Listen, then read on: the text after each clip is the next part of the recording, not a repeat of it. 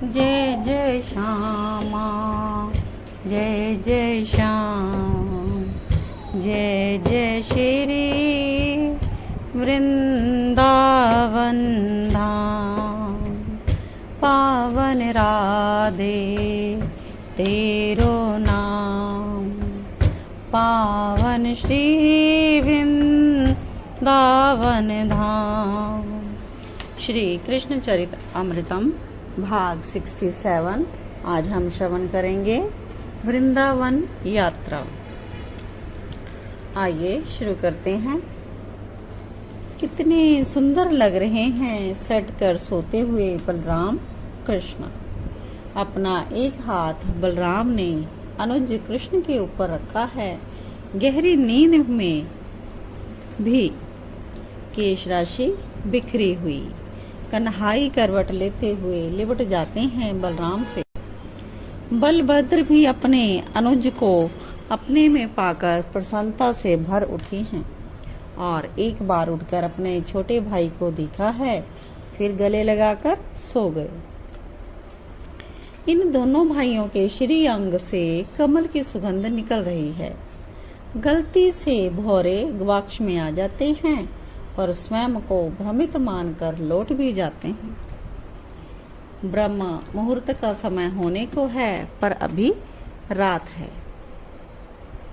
महर्षि शांडिल्य ने ब्रह्म मुहूर्त का समय यात्रा का उचित बताया था। देवी, अब हम लोगों को निकलना चाहिए, ब्रजराज ने अपनी ब्रजेश्वरी से कहा, क्योंकि कल सभा लगी थी तो उसमें सबने वृंदावन जाने का फैसला कर लिया था। अपने घर बार सब त्याग कर वृंदावन में वास करने को सबने स्वीकारा था। कृष्ण की खुशी के लिए ब्रजराज और ब्रजेश्वरी का बेटा श्री कृष्ण, इसकी प्रसन्नता और इसकी सुरक्षा के लिए। बाहर देखो देवी, लक्षाधिक बैलगाड़ियां तैयार खड़ी हैं, सहस्र रथ भी हैं और हमारा रथ मध्य में रहेगा। ये ग्वालों का कहना है ताकि हमारे बालकों की रक्षा हो सके।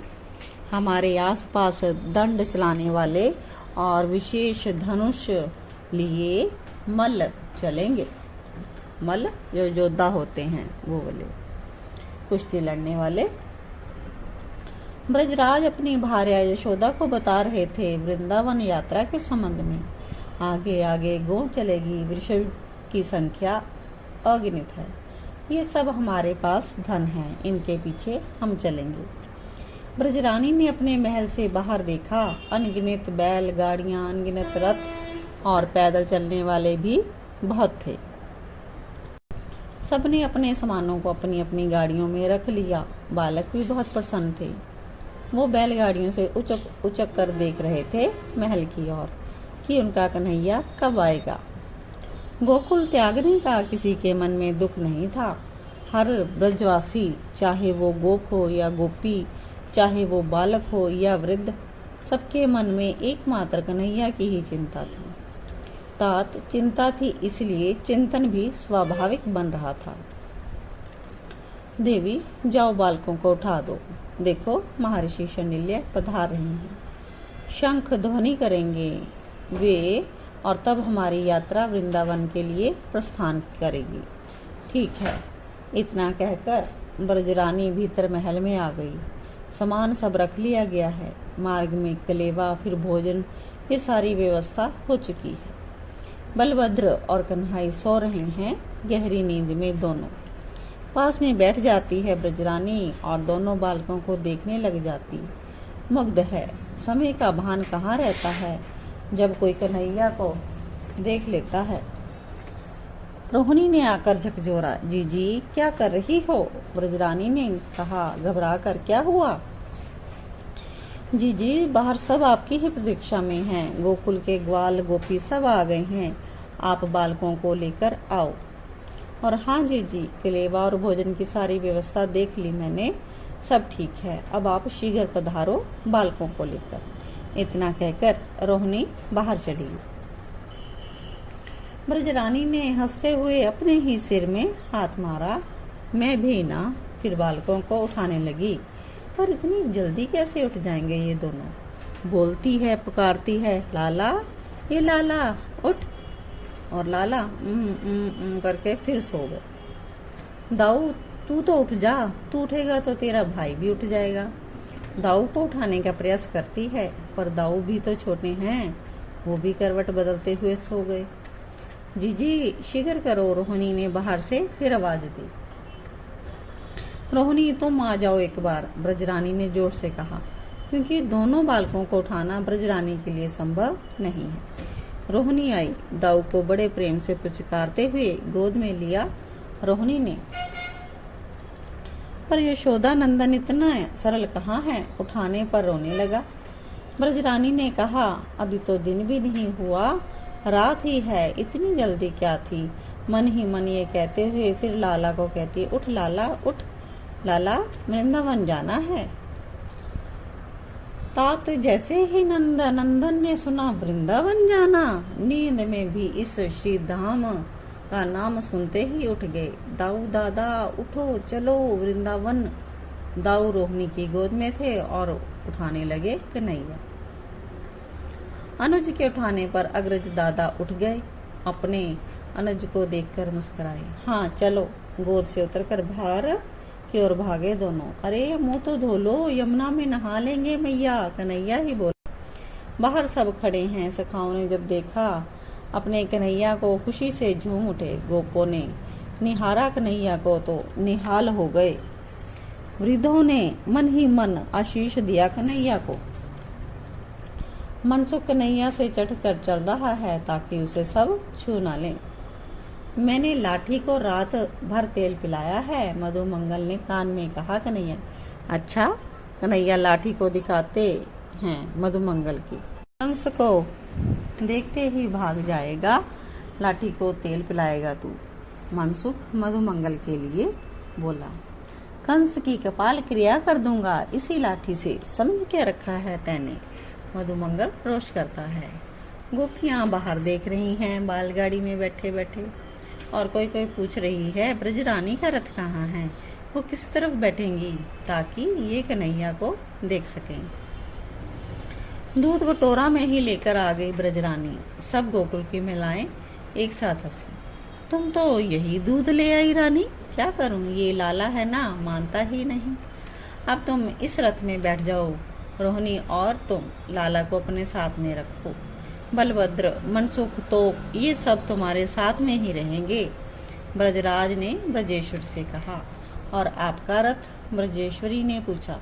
मैं तुम्हारे आगे वाले रथ में हूँ, इस रथ से आगे का रथ है मेरा। ठीक है, ऐसा कहकर ब्रजरानी अपने लाला को लेकर रथ में बैठ गई और कटोरा का दूध पिलाने लगी। बलभद्र भी बैठ गए। रोहिणी बालकों के लिए कलेवा की सामग्री लेकर बैठ गई। मनसुख रथ में तो आ तो गया, पर बैठता नहीं है, खड़ा है। शंख बजाया अब महर्षि शांडिल्य ने, जब ठीक ब्रह्म मुहूर्त का समय हुआ था। उपनंद एक बड़ी शिला पर खड़े हो गए और ताली बजाकर जोर से बोलो, दौड़ो दौड़ो। ग्वालों ने श्रृंगी नाद किया। बैलगाड़ियां धूल उठाती हुई दौड़ पड़ी। गो एक तरफ चल रही हैं, बैल दूसरी तरफ। मध्य में रथ है। बैलगाड़ी और रथ दोनों दौड़ रहे हैं और धूलें उड़ रही हैं। तो ये था वृंदावन की और यात्रा का सीन। इसके आगे वर्णन करते हैं उद्धव जी की क्या अद्भुत शोभा बनी थी। बैलगाड़ियों के ऊपर सुंदर सुंदर रेशमी वस्त्र लगाए गए हैं ताकि धूप और वायु के झोंकों से बचा जा सके। वो वस्त्र रंग बिरंगे हैं, लाल, पीले, हरे, गुलाबी, ऐसे ऐसे रंगों से वस्त्रों को सजाया है, बैलगाड़ियों और रथों को भी। बैल बड़े सुंदर हैं और रथ में लगे अश्व भी बड़े बलिष्ठ हैं। बैलों के सींग स्वर्ण से मड़े हैं। धूप जब पड़ती है तब एक वहाँ प्रकाश सा प्रकट होता है, तब इनकी शोभा और बढ़ जाती है। बैलों के गले में सुंदर घंटी बंधी गई है। जब ये साथ साथ दौड़ते हैं तो ध्वनि वातावरण में गुंजित होता है, वो अद्भुत है। उद्धव कहते हैं, तात देवों के विमान भी फीके लग रहे हैं इन गाड़ियों के आगे। गोकुल को पार करके ये सब आगे बढ़े। अब मध्य दिवस हो रहा है, भोजन की व्यवस्था की गई। सब ने एक साथ बैठकर भोजन किया। फिर कुछ विश्राम के बाद यात्रा आगे बढ़ी। अब संध्या की वेला होने को है, पर ये क्या अद्भुत शोभा बन गई। यहाँ वनों की मोरों का झुंड पंक्तिबद्ध होकर खड़े हैं और देख रहे हैं नंद नंदन के रथ को। उन मोरों को देखकर कन्हैया भी खड़े हो जाते हैं और मनसुख भी खड़ा है। उसे नहीं तुम बोलती कन्हैया कहते हैं, तो मनसुख को भी ब्रजरानी आदेश देती है, बैठ मनसुख बैठ। तो कन्हैया भी बैठ जाते हैं। मोर मानो स्वागत कर रहे हैं वृंदावन में प्रवेश का। और इस प्रकार से आगे बढ़ती हुई यात्रा चल रही है। तो सामने मोर, अनगिनत सहस्र मोर एक साथ नाच उठे। तो ठोड़ी को पकड़कर कन्हैया की अपनी मैया को मोर का नाच दिखा रहे हैं। बंदर वृक्ष पर चढ़कर कन्हैया का दर्शन कर रहे हैं।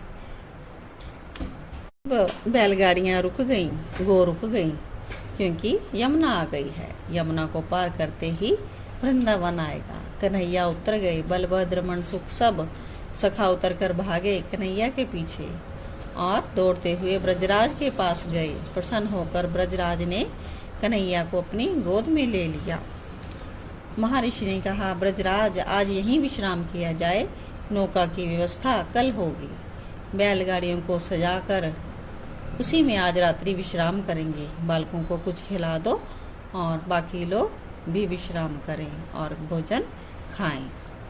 जी महर्षि, इतना कहकर ब्रजराज यहाँ से ग्वालों के पास चले गए और सबको आदेश दे रहे हैं। यमुना में स्नान किया संध्या के समय सबने और फिर भोजन बनाया। आहा, तात वृंदावन की शोभा देखते ही बन रही थी। जय जय श्री राधे, जय जय श्री कृष्ण।